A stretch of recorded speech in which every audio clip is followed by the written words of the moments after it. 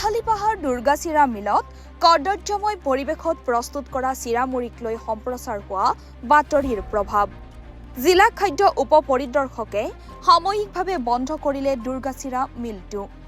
লখিমপুৰ জিলাৰ অসম অৰুণাচল সীমান্তৱৰ্তী 15 নং ৰাষ্ট্ৰীয় ঘাইপথৰ সমীপৰ পথালি পাহাৰত অৱস্থিত দুৰ্গাচিৰা মিলটোত কদৰ্যময় অস্বাস্থ্যকৰ পৰিৱেশত চিৰামুড়ি প্ৰস্তুত কৰা বাতৰি বিভিন্ন মাধ্যমযোগে ইতিপূৰ্বে সবিস্তাৰে প্ৰকাশ হৈছিল। তদুপৰি অসম জাতীয়তাবাদী যুৱ ছাত্ৰ পৰিষদ লখিমপুৰ জিলা সমিতিয়ে খাদ্য উপ পৰিদৰ্শক যুটীয়া স্বাস্থ্য সঞ্চালকক উক্ত বিষয়টোৰ সন্দৰ্ভত এক লিখিত অভিযোগ দাখিল কৰাৰ পাছতেই চিৰা মিলটো যোৱা 30 মে তাৰিখৰ পৰা 14 দিনৰ বাবে সাময়িকভাৱে বন্ধ ৰখাৰ নিৰ্দেশ জাননী প্ৰেৰণ কৰি দায়িত্ব সামৰে। কিন্তু এইখিনিতে পুনৰ এটা প্ৰশ্ন উত্থাপন কৰিছে অসম জাতীয়তাবাদী যুৱ ছাত্ৰ পৰিষদৰ লখিমপুৰ জিলা সমিতিয়ে। যিহেতু ইমান দিনে উক্ত মিলটোত প্ৰস্তুত হোৱা চিৰামুড়ি অসমৰ বিভিন্ন জিলাত বিক্ৰী কৰি জনসাধাৰণৰ স্বাস্থ্যক লৈ তেওঁলোকে হেতালি খেলি আহিছিল, এই ক্ষেত্ৰত স্বাস্থ্য বিভাগে এতিয়া কেনেধৰণৰ ভূমিকা গ্ৰহণ কৰিব? পৰৱৰ্তী সময়ত পৰিষ্কাৰ পৰিচ্ছন্নতাৰ দিশটোৰ প্ৰতি জিলা আয়ুক্ত, খাদ্য উপ পৰিদৰ্শক আৰু যুটীয়া স্বাস্থ্য সঞ্চালকক কঠোৰভাৱে ব্যৱস্থা গ্ৰহণ কৰিবলৈ সংবাদ মাধ্যমৰ জৰিয়তে দাবী জনাই অসম জাতীয়তাবাদী যুৱ ছাত্ৰ পৰিষদ লখিমপুৰ জিলা সমিতিৰ বিষয়ববীয়াসকলে।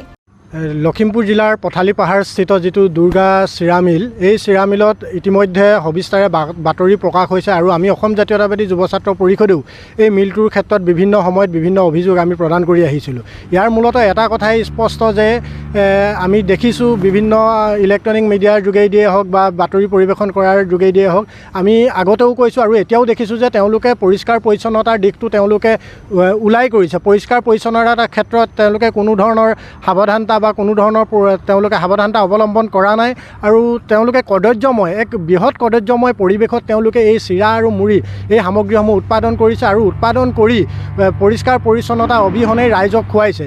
ইয়াৰ জৰিয়তে জনসাধাৰণৰ স্বাস্থ্যৰ প্ৰতি বৃহৎ ভাবুকি আহিছে, যিটো কথা আমি লখিমপুৰ জিলাৰ যুটীয়া স্বাস্থ্য সেৱা সঞ্চালক মহোদয়ক সেইদিনা আমি লিখিতভাৱে এই অভিযোগ দাখিল কৰিছোঁ আৰু খাদ্য উপ পৰিদৰ্শকে আমাৰ লিখিত অভিযোগৰ ভিত্তিত বিভিন্ন দিশ চালি জাৰি চাই তেখেতসকলে 14 দিনৰ বাবে এই মিলটো বন্ধ কৰিছে, সাময়িকভাৱে বন্ধ কৰিছে।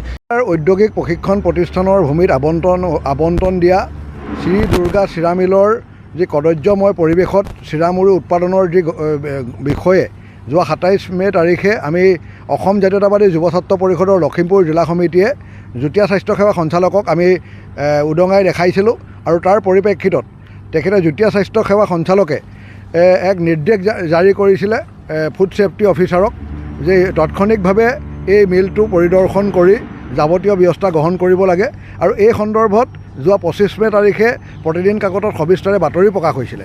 কিন্তু এতিয়া কথা হ'ল কি যে যোৱা 28 তাৰিখৰ দিনা ফুড ছেফটি অফিচাৰে এই মিলটো পৰিভ্ৰমণ কৰি এক নিৰ্দেশনা জাৰি কৰিলে মিলৰ কৰ্তৃপক্ষক যে মিলটো বন্ধ ৰাখিব লাগে আৰু কিছুমান তেওঁ উপযুক্ত পৰিষ্কাৰ পৰিচ্ছন্নতাৰ যিখিনি ফুড ছেফটিৰ নিয়ম সেইখিনি সম্পূৰ্ণৰূপে ভংগ কৰাৰ অভিযোগত এই মিলটো 14 দিনৰ কাৰণে তেওঁলোকে বন্ধ ৰাখিছে।